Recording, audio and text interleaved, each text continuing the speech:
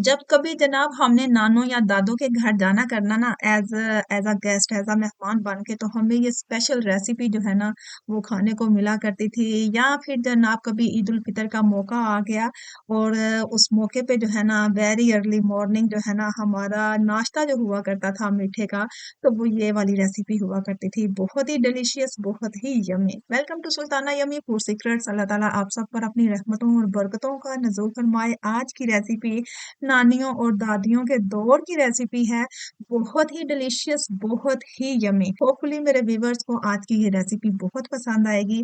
सो मेरे अंदाज से, मेरे तरीके से इस रेसिपी को जरूर ट्राई करिएगा, तो यकीन करें आपको अपनी नानों और दादों की जरूर याद आएगी। तो इस रेसिपी को बनाने के एक खास एक प्रोसीजर है जिससे गुजरना पड़ता है, तब जाके एक सिंपल सी रेसिपी जो है ना वो तैयार होती है। तो यहाँ पे जस्ट 3 इंग्रेडिएंट्स यूज होंगे।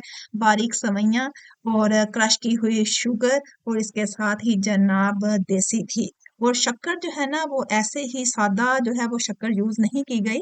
इसके बनाने का जो है ना एक प्रोसीजर होता है जिससे गुजरना पड़ता है और तब जाके जो है ना ये मीठा तैयार होता है।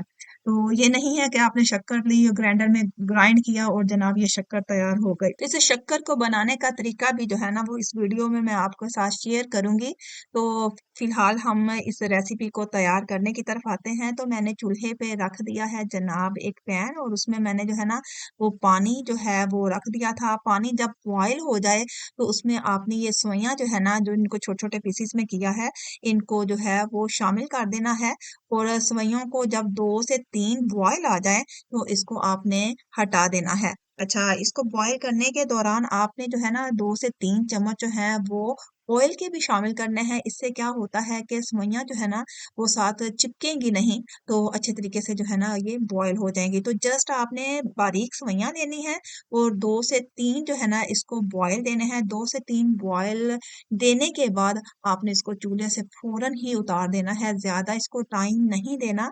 ज्यादा अगर आप टाइम देंगे तो ये ओवर कुक हो जाएंगी, तो घुल सी जाएंगी, तो जिससे जो है ना वो सेवइयों की लुक और सेवइयों का टेस्ट जो है ना थोड़ा सा डिफरेंट हो जाएगा। तो इसको बॉयल करते वक्त एहतियात करनी है। तो बस आपने 1 मिनट के लिए आपने इसको बॉयल करना है और बॉयल करने के बाद आपने इसको फौरन से क्या करना है जनाब, इसको जो है ना स्टेन कर लेना है।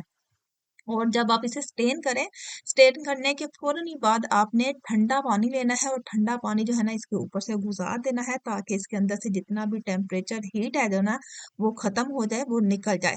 तो टेम्प बिल्कुल जो है ना नॉर्मल ये कंडीशन में आ जाए, इसमें हीट जो है ना वो नहीं होनी चाहिए। अगर इसमें हीट होगी, टेम्परेचर होगा, तो सुइयां जो है ना वो जुड़ना शुरू हो जाएंगी। तो इस तो यहाँ आप जब इसको स्टेन कर लें तो यहाँ पे आपने हल्का हल्का जो है ना ऑयल जो है वो यूज कर लें। तो क्योंकि मैंने कुकिंग के दौरान ही यूज कर लिया था इसलिए यहाँ पे इस्तेमाल करने की जरूरत नहीं है।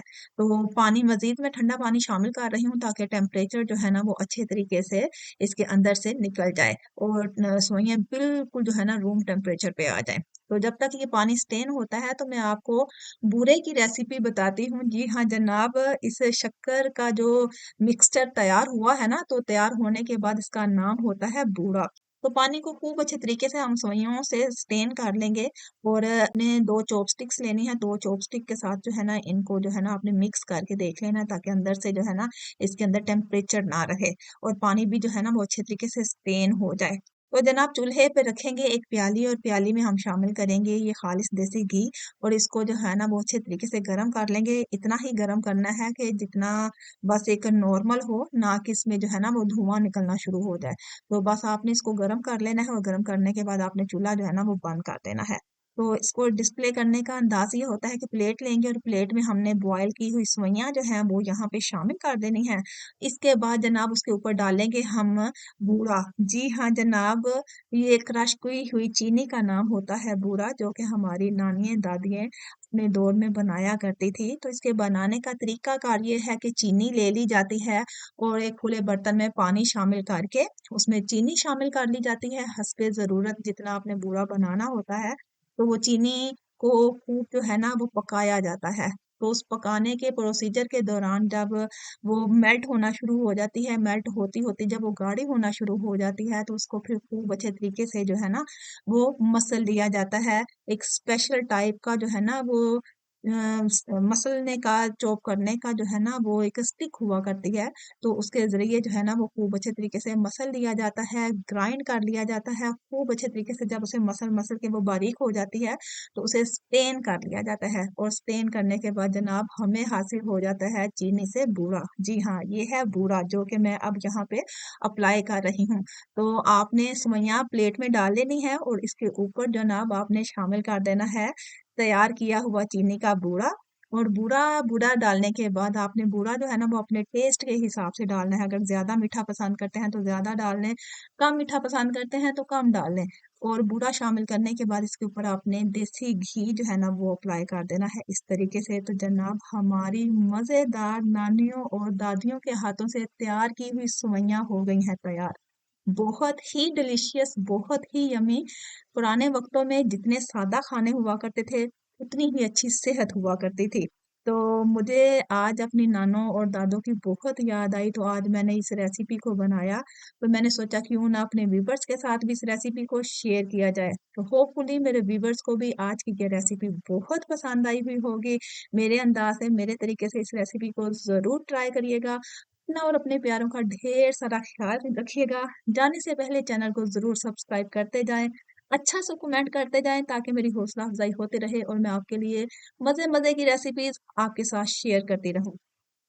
यकीन करें, अगर आप इस रेसिपी को ट्राई करेंगे ना, तो महीने में तो कभी ना कभी तो आपका दिल करेगा कि इस रेसिपी को वाक़ई में ही ट्राई कर लिया जाए कि इसका टेस्ट कैसा है।